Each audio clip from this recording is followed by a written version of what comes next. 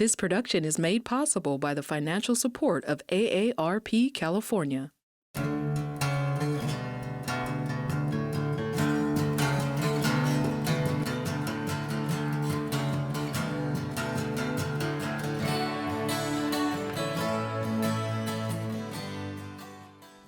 Dr. Flojane Cofer is an epidemiologist and public health advocate who has dedicated her career to improving health outcomes and advancing social justice. Cofer has led public health initiatives in California and has served on a number of governmental boards related to climate change, transportation, and public safety. She joins us today to share her story and vision for Sacramento as she campaigns to become its next mayor. Welcome, Dr. Cofer. Thank you so much for having me, Scott. So I want to go back to the beginning and ask you a little bit about your early life coming from Pittsburgh and what sort of were the formative experiences that made you and shaped you into who you are today. Yeah, I grew up in the Hill District in Pittsburgh, which famously is the neighborhood that August Wilson wrote his Century series about. It's the only neighborhood, it's the only city really in the country that has had every decade of the 20th century chronicled. And he grew up in my neighborhood, and so that was a real point of pride for us. My parents would always take me to the openings of his later shows at the Public Theater. And so that really shaped who I am as a person, that community that I grew up in, that is a historically Black community, but also incredibly socioeconomically diverse. We have people at every spectrum of, the income, range, and lots of people who come from all different kinds of backgrounds. And so you don't think sometimes about diversity within a community, but that's what I grew up with. What did you love most about that community growing up? I loved the fact that most people went to our high school. Many people went to the church that was 2 blocks away from me. We all went to Porter's, which was the corner store. And we had just these shared experiences of being outside during the summer, playing in the street until the bus would come by, going to the park for our various festivals and celebrations that were held there. There's just this synergy of energy and excitement that existed in the community where we all really knew each other. I mean, there's nobody on the block that I couldn't name and know exactly who they were and what they were up to. And so it's something that for many people, in a city today, they may only know 1 or 2 of their neighbors, if any. But at that time, you knew neighbors block by block and many blocks out. And so it really created this sense of connection because they knew the neighbors more blocks out than you. So you felt like you knew the entire neighborhood, essentially, even though you were, mostly confined to maybe 1 or 2 blocks yourself. Does that in any way inform your vision on the type of community that you have in your mind for what Sacramento should be and could be and maybe is? Yeah, it's one of the things that attracted me to Sacramento is that there are tight-knit neighborhoods here and people who know each other and have lived here for a long time and have a real pride in their schools and their faith communities and the other institutions that they're involved in. And my parents were both public school teachers. My mom taught 8th grade English. My dad taught 8th grade math. That's actually how they met. And so if you lived in my neighborhood and you wanted to go to college, someone would tell you to knock on our door sometime, probably around this time of year, August or so, and you'd be seated at my dining room table, which was long, not quite round like this one, and you would work on your college essays. And on the way out the door, my dad would be yelling over your shoulder, hey, make sure your parents call so we can work on those FAFSA applications and scholarships, because the idea was that they wanted to help you not just apply, but go to college. But it wasn't one way. These were also the people who mowed our lawn, who babysat me when my dad was coaching girls basketball or my mom was doing PTA work. We were a community that had all different strengths and assets, and everybody was kind of putting them into the pool, and you could take what you needed. And that was really one of the first values that I remember ever being instilled in me without anyone saying it out loud, is that community is about connection, it's about caring for one another, and it's about the ways in which we all show up with what we have, and we all take what we need from that pool. It's interesting you talk about August Wilson, because August Wilson, one of our greatest playwrights in the last century, all of his shows, his plays, all seem to be very values-driven in telling their particular stories. Yes.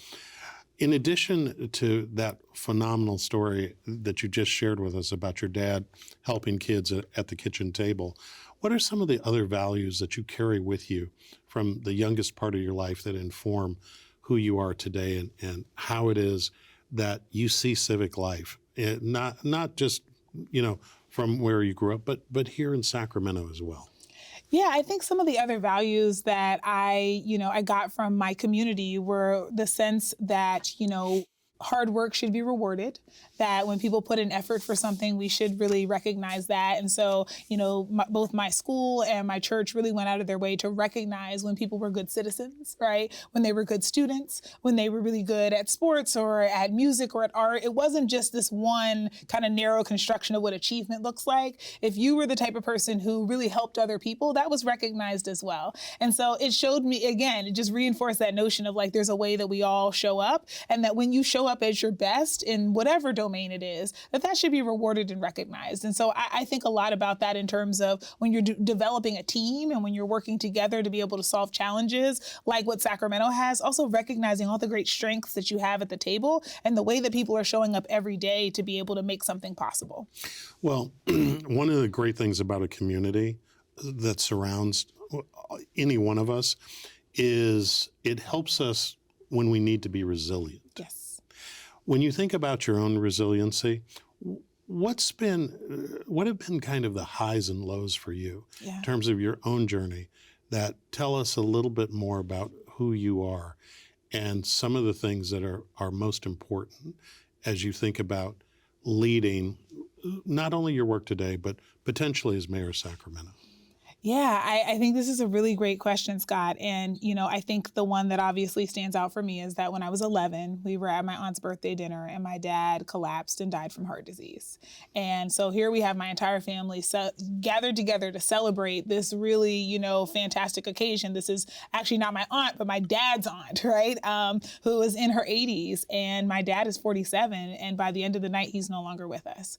And so that experience, of the trauma of not only losing a parent, but watching it happen stays with you. And in retrospect, like looking back on that, a few things are true. One is that my dad was failed by policies that didn't protect him. He was born Like what? in 1947 at a time, and he started smoking before the Surgeon General's report came out, when the tobacco lobby was lying about the harms of smoking, and when it was heavily and in a really predatory fashion marketing to kids, marketing in, lower income communities, and in particular communities of color and Black communities like the one my dad grew up in. And so for him, he didn't get the same opportunity I did, being born in 1982, to know that smoking is bad, to see the warning labels, and to be able to avoid that addiction. And it ultimately cost him his life at a really early age. And so that stands out to me. And it's one of the reasons I went into public health. I was wondering about that. Epidemiology is a little bit different than somebody saying, I want to grow up to be like a firefighter or this or that. Or even a physician, Or right? even a physician. Yes. So give us a little bit more insight on how you ended up making that unique choice. It's a great question. I actually really found public health kind of by accident. So this story is the shout out to college professors who get annoyed enough with you to help you, and also to being able to see some data and relate to it. So my mom was, when I was in college, reviewing scholarship applications, and these were mostly Black and Latino students. And what I noticed, because of my own lived experience, were how many of the students talked about in their college applications for the scholarship losing a parent. And so I started doing the mental math, because this was an experience that was unique to me and maybe a few other people I knew.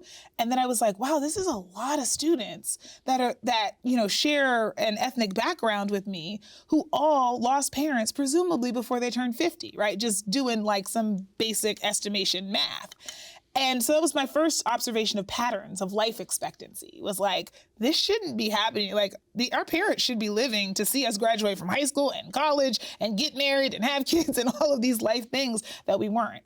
And then when I was in college, having had that experience, I had a professor and I was doing chemistry research with him, and he was a bench chemist, did not care about application much at all. And I kept asking him public health questions while we were analyzing breast milk samples. What impact do these bands that we're seeing have on a woman's ability to lactate, or, the growth charts of the babies? And eventually eventually he said to me, Flo, do you have room in your schedule next semester? And I was like, yeah. And he was like, I want you to take this class at Clark Atlanta University, which is across the street from Spelman. And it was a maternal and child health epidemiology class. And the first day when I got there and they shared the syllabus with us, I was like, I have found my people. This is the combination of chemistry and of math, which was my minor. Chemistry was my major. Women's studies was my double major. And I was like, here we have sociology mixed with math, mixed with a basic understanding of biological sciences. I was like, this is what I want to do with my life. It helps us to better understand how the world is organized, identify patterns, and then do something about them. And so when you look at society today, you spend a lot of time talking about things related to income, educational levels, sometimes race, gender, and all of these different indicators that people have. What is it that you glean from that sort of approach that helps inform how you make policy or how it is that you think about designing or leading program efforts to address challenges in society? Yeah, that's also a great question. You're hitting them today, Scott. So I approach this from the perspective, and this actually showed up when I was in NELP. I approach things from the perspective of something can be true at the community level or the societal level and be untrue for you as an individual. And so that does not mean that what you're seeing in the data is untrue or that what's happening with you is untrue. It means that just because there's a pattern doesn't mean you fit into that pattern. And so it's a duality in my brain that always exists, is just because I meet somebody who's in this demographic doesn't mean they follow the patterns that may be common for their demographic. And so that allows me to both see people as individuals and relate there, and also see people as part of a collective, because we all are. And I think that shows up in how I approach policymaking, because it means that when I come into communities, I'm fully aware that there are people who are ready for change. And that change may be something I'm excited about and something I'm not. And there also is this tendency as humans to balk when we don't feel like we've been seen and heard and invited in for partnership. And it's one of the things that I've seen as a real opportunity for Sacramento. This is a town where 30,000 people wake up early on Thanksgiving morning to do Run to Feed the Hungry to support our food bank. So this is a community of people who are willing to put in not just money, but sweat equity into being able to do something really meaningful to them. And there also is a way that we will push back if we don't get a chance to be at the table to be a part of the decision that's happening in our communities. And so that's a very normal human process. And so understanding both of those, it means how we decide how we're going to do things determines how people feel about it, their excitement or enthusiasm about it, and also its ultimate success. And I think that really is why I approach this this way. So give us the practical application of that observation in terms of how it is you would lead. Absolutely. So an example is the number one issue in Sacramento is homelessness. Every neighborhood I knocked, and we knocked 25,000 doors in the primate, everybody named it as their number one issue, with very rare exception. And so when I think about addressing that issue, one of the things we need to answer is the critical question of where can people go immediately if we don't want them to be in front of businesses or at your home, or as my experience was 2 weeks ago, sleeping in my backyard, right? Oh, really? Yes. I woke up in the morning. So you're living it. I'm living this experience, right? Mm-hmm. I have been downtown catching a bus and had somebody who was experiencing psychosis pick up, a sign and want to threaten me with it. And I have de-escalation training, so I knew how to handle those situations, but I don't expect that from everyone in Sacramento. So the fundamental question we have to answer is, where can people go? And so when we have that conversation, we start talking about what are the available spaces and lots all across the city. If I were to say to you tomorrow, we're going to put this thing across the street from your house, the first thing you would say back is absolutely not. Even if you're a compassionate person who wants to be a part of the solution, right? Mm-hmm. Because you weren't a part of that decision. Mm-hmm. And so instead, what I do is I come to you and I say, we have this challenge, Scott. And we need to figure out something to do. And here are 4 available parcels, which include a vacant lot that is technically classified as a park, but it's not being utilized at all. It's an underutilized parcel. And we have this lot over here, and we have this. What would be the best place to do this? And then everybody says, oh, I don't want this, I don't want that. And then I get to say to you, why? And you say, well, I'm worried about my property values. I don't want I don't want there to be trash here. I don't want there to be needles. And I say, that's valid. I don't want that either. What if we commit to, and now we can start to talk about the why behind your no. And when we do that, then you go, all right, yeah, if all that stuff happens, I'm okay with this. And what we've done now is made you a partner in it. And then I say to you, Scott, would you be willing to, here's my number. Would you be willing to be a partner on this? If you see something that you don't like or you have an idea, call me. Now you're an invested partner and you're a leader. And when you go to talk to other people, you're going to bring them into that conversation in the same way. You're going to talk about why you like this, as opposed to being the person riling up your neighbors and saying, this is bad for us, right? And so I have watched on the sidelines as Sacramento has imposed upon people, dare I say, in a very colonial fashion, ideas that most people probably would agree with if their voices were heard and if they were a part of the solution. And it's one of the reasons why I haven't named specific sites of where we want to do things, because that's something, if you want it to be successful, that you have as a conversation with the community. You don't come and tell them what's going to happen to them. You invite them in to be a part of the solution. And I think that's my biggest lesson in watching and seeing what we've done well and what we haven't. It's interesting. You talked about a little bit earlier on when you were talking about epidemiology and sort of the approach behind it. You were talking about looking at a person as an individual and as a part of a community. Yep. A lot of times when people view you as an individual, and these are observers within Sacramento, Sure. what are the biggest misconceptions about you that you wish people would take the time to ask you about and investigate before they reach a conclusion? Sure. You know, I think depending on how people meet me determines how they know me, right? Well, let me just give you kind of the Sure. caricature. Super liberal, pie in the sky, solutions not necessarily grounded in reality, doesn't understand how the real world works, and so therefore is coming in with approaches like the one you just described that sound great but are operationally dead on day one, and just, you know, kind of like so far out on the utopian scale that there's no pragmatic realism to your approaches. Responded. Yeah. That was a lot. Yeah, but- that's a lot. but So what I would say in response to that is, yeah, I do think those are misconceptions, because most of what I'm bringing to this is over 20 years of experience, having done these things, working with coalitions, working in communities, learning from other communities that have been able to be successful in ways that maybe Sacramento hasn't, and also learning from some of the things that were successful that now we do that post-mortem and say, wow, what could we have done better? a more data or scientific approach. A scientific approach to what's working. I say to my team all the time, let's wake up today and make new mistakes, not old ones, right? And so Hold on, say that one more time. let's wake up today and make new mistakes, not old ones, because That's we're going to interesting. I make never heard that. mistakes.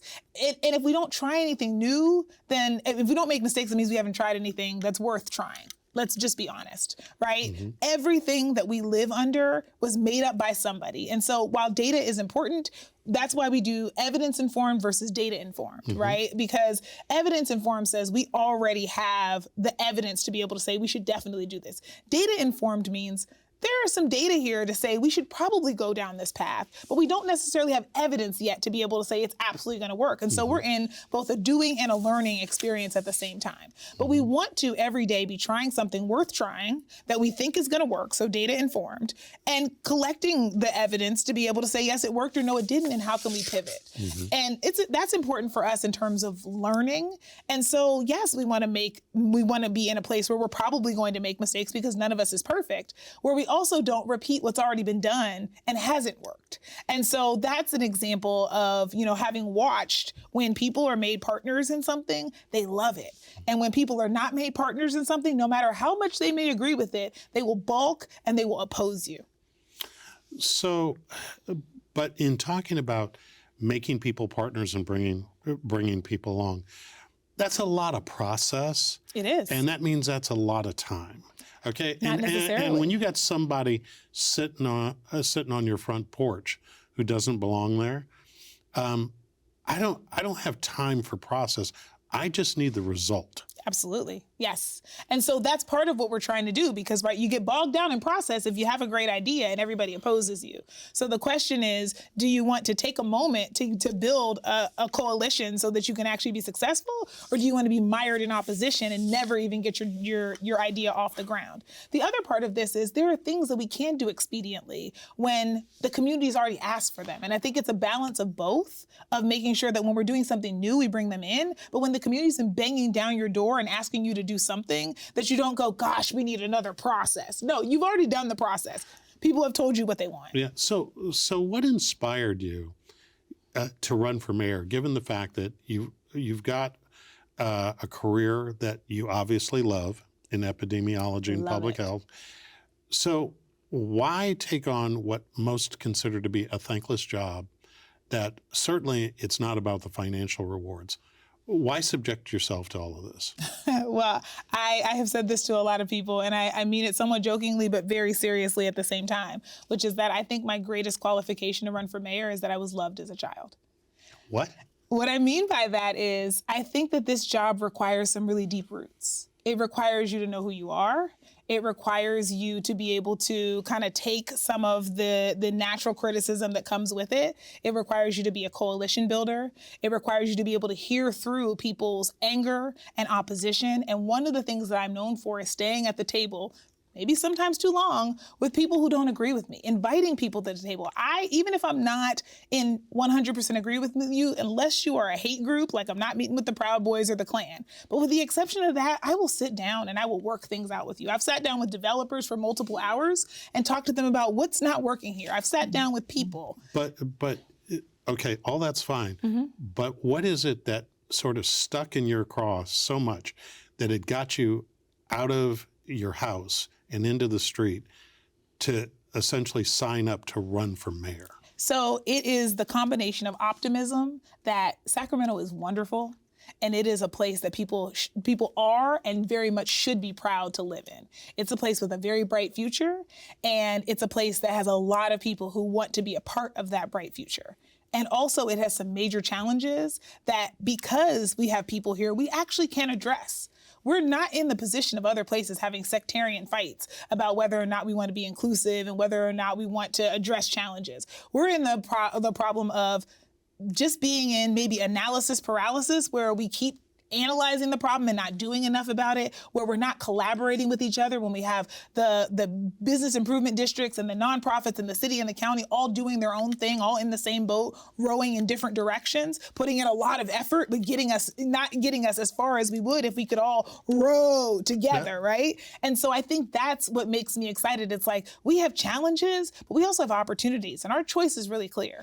We can manage towards a vision or we can manage decline. So that in itself sounds like a lot of work. So when you talk about public health and health-related issues, sustainability is a big issue, not just for communities, but for individuals. Yes. How do you balance, you personally, all of these aspirations in public life and being grounded and being settled and being healthy in terms of just you as an individual? Yeah. I had a step aerobics instructor when I was in grad school who used to say that you have to think about your food, your sleep, and your exercise. And at any given time, you want to always make sure that you're on point with at least 2 out of 3. And so I obviously aim for 3 out of 3, but at best 2 out of 3. So I try to be very, very disciplined about getting enough sleep, staying hydrated and eating nutritious food, and going to the gym at least 3 times a week.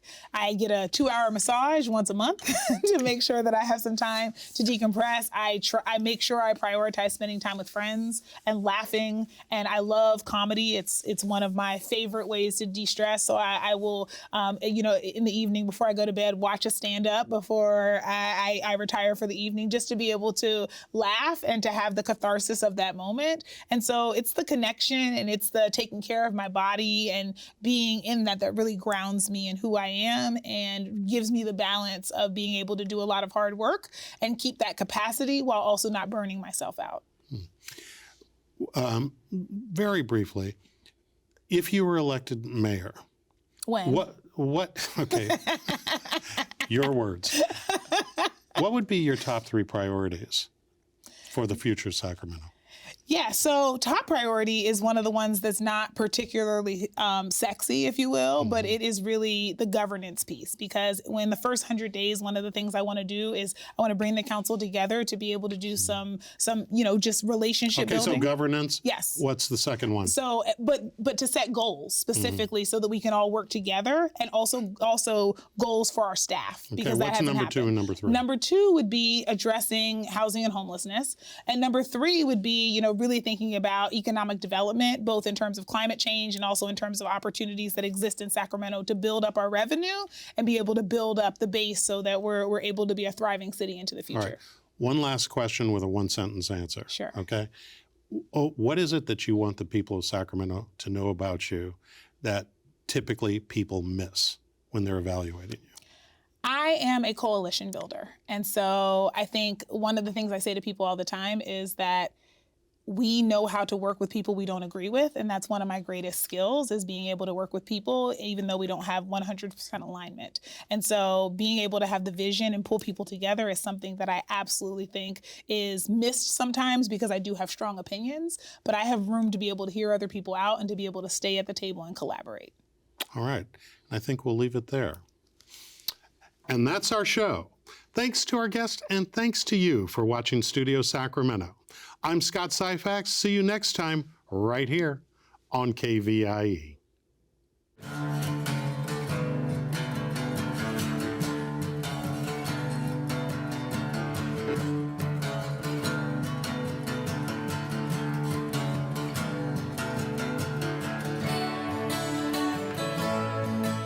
All episodes of Studio Sacramento, along with other KVIE programs, are available to watch online at kvie.org/video.